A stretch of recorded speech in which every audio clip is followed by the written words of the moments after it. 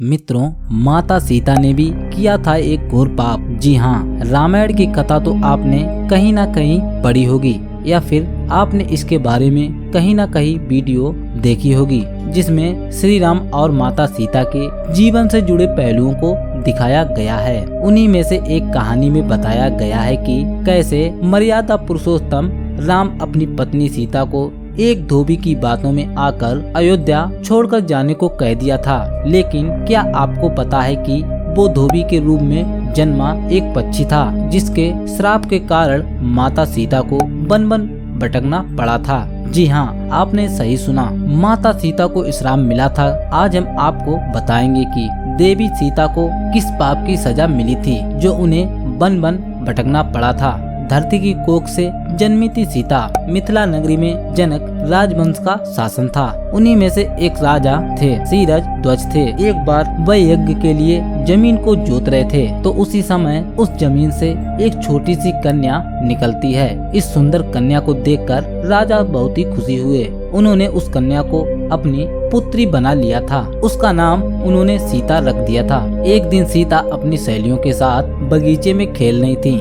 वहीं उन्हें एक तोते का जोड़ा दिखाई दिया जो बहुत ही खूबसूरत था। वे दोनों पक्षी एक पेड़ की चोटी पर बैठकर बातें कर रहे थे। पृथ्वी पर श्री राम नाम से विख्यात एक बड़े सुंदर राजा होंगे। उनकी महारानी का नाम सीता होगा। श्री राम सीता के साथ कई वर्षों तक राज करेंगी और धन्य है वे श्री राम। माता सीता जानी प्रभु राम की कहानी। तोते की ऐसी बातें सुनकर सीता जी ने सोचा कि ये दोनों मेरे ही बारे में बातें कर रहे हैं। इनको पकड़कर मैं इनसे अपने जीवन के जुड़ी सारी बातें क्यों न पूछ सकती हूँ। इसीलिए उन्होंने अपनी सहेलियों से उन दोनों पक्षियों को पकड़कर लाने को कहा।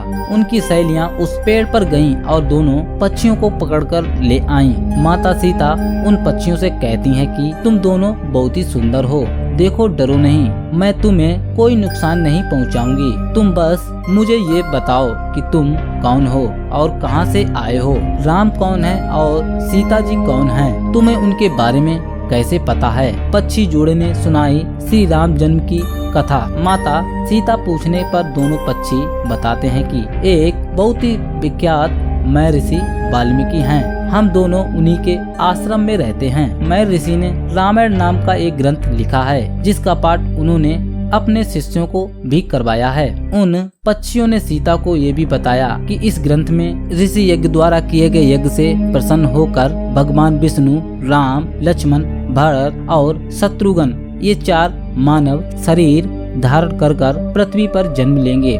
बड़े होने पर श्री राम महर्षि विश्वामित्र और अपने छोटे भाई लक्ष्मण के साथ हाथ में धनुष लिए मिथिला नगरी और शिव जी के धनुष को तोड़कर सीता से विवाह करेंगे। राम और सीता का विवाह। फिर उस पक्षियों के जोड़े ने कहा कि ये है सुंदरी, हमने तुम्हें सब कुछ बता दिया, अब हमें छोड़ दो, हम जाना चाहते हैं। पक्षियों की बातें सुनकर माता सीता के मन में और भी बातें जानने की इच्छा हुई। उन्होंने उन दोनों पक्षियों से पूछा कि राम कहाँ होंगे, वे किसके पुत्र हैं, कैसे वो मिथिला नगरी आकर जानकी से विवाह करेंगे। नर तोता बोला कि श्री रामचंद्र का मुख कमल के समान, सुंदर नेत्र, बड़े बड़े और खिले हुए, नासिका ऊंची पतली भुजाएं, घुटनों तक गला शंख के समान होगा। मैं उनका क्या वर्णन करूं, जिनके गुणों का बखान सम्मुख वाला ही हो।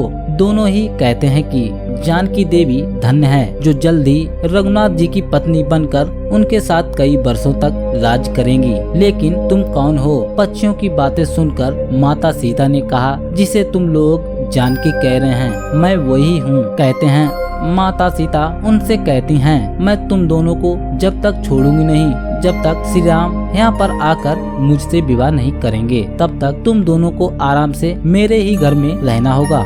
ये बात सुनकर मादा तोता जानकी से कहती है कि हम वन के पक्षी हैं, हमें घर में सुख नहीं मिलेगा, मैं गर्भवती हूँ, मुझे जाने दो, मैं अपने स्थान पर जाकर अपने बच्चे पैदा करूँगी। आप चाहें तो उसके बाद मैं फिर से यहाँ पर आ जाऊँगी। उसके कहने पर भी सीता ने उसे नहीं छोड़ा। तब उसके पति यानी नर तोते ने कहा, सीता मेरी पत्नी को छोड़ दो, वो गर्भवती हैं। जब ये बच्चों को जन्म देंगी तब दोबारा लेकर मैं फिर से आपके पास आ जाऊंगा। तब माता सीता ने कहा, तुम आराम से ले जा सकते हो, लेकिन ये मुझे पसंद है, तुम घबराओ नहीं, मैं इसकी अच्छे से देखभाल करूंगी। जब सीता ने उस मादा तोते को छोड़ने से मना कर दिया तब वो पक्षी दुखी हो गया। पक्षी दोबारा सीता जी से निवेदन करता है कि मैं अपनी पत्नी के बिना जिंदा नहीं रह सकता हूँ, इसीलिए इसे छोड़ दो। माता सीता, तुम बहुत ही अच्छी हो, मेरी प्रार्थना मान लो। इस तरह से उसने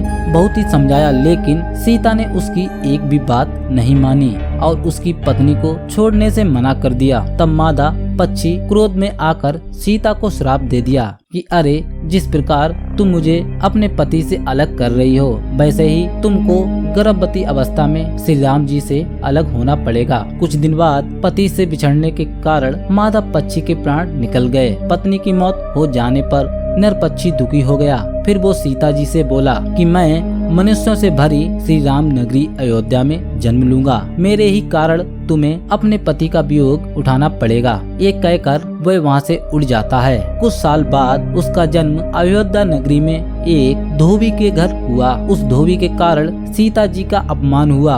उन्हें अपने पति श्री राम जी से अलग होना पड़ा। उस तोते का श्राप ही सीता जी के पति श्री राम से बिछड़ने का कारण बना था। इसीलिए जब माता सीता गर्भवती थी तो उन्हें अपने पति से दूर होना पड़ा था। मित्रों, आपने अक्सर लोगों को कहते सुना होगा कि हमें हमारे कर्मों का फल यहीं पर मिल जाता है। जी हाँ, आज की कहानी आप सभी को कैसी लगी? अगर आपको कहानी पसंद आई है तो वीडियो को लाइक कर दें और चैनल को सब्सक्राइब कर दें। मिलते हैं हम एक और नई वीडियो के साथ, तब तक के लिए आप सभी का धन्यवाद।